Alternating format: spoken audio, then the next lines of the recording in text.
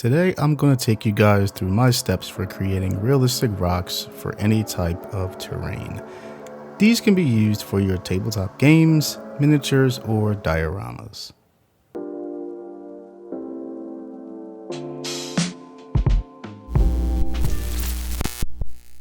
To get started, I use plaster and some molds.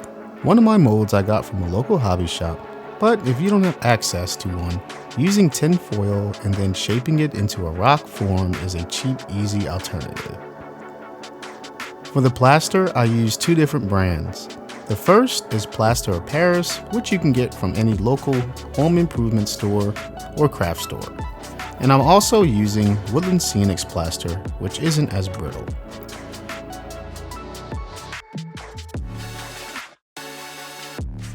Just add some water and mix.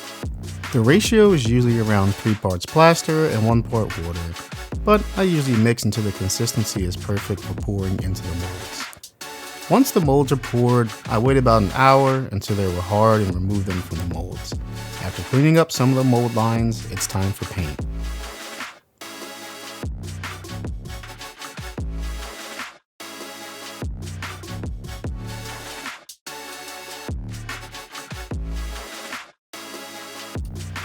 I use black acrylic paint for a base coat, which gives it a natural shadowing and hides any cracks or crevices I may miss when painting with a different color.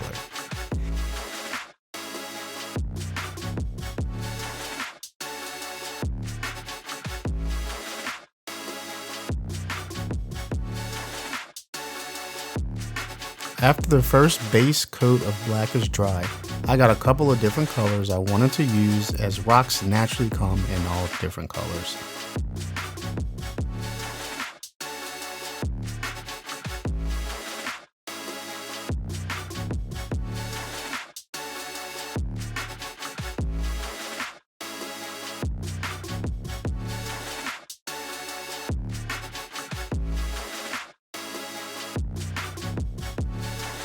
After getting the rocks painted, the next step was to do some dry brushing to bring out the highlights. This is always my favorite step in painting because this is where the object really comes to life.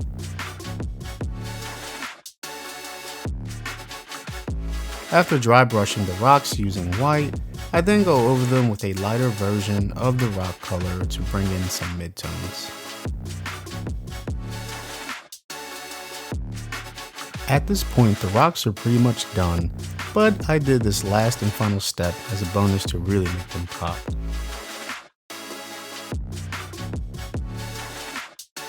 I used some different methods to add some accents to them. I used some tacky glue and brushed it over the surface of the rock that I wanted the accents on. I then took some different types of terrain I had and sprinkled it onto the glue.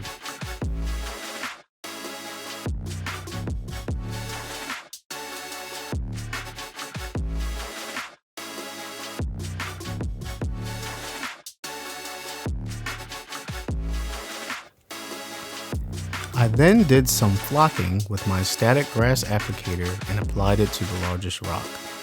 This would be a great prop for any of my miniatures.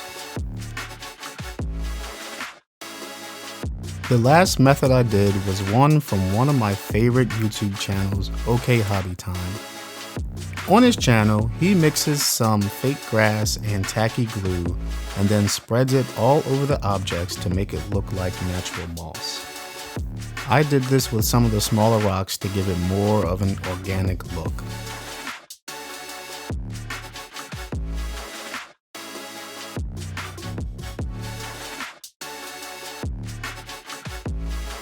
Once these are all done and dry, they make great additions to any terrain, diorama, or even miniature.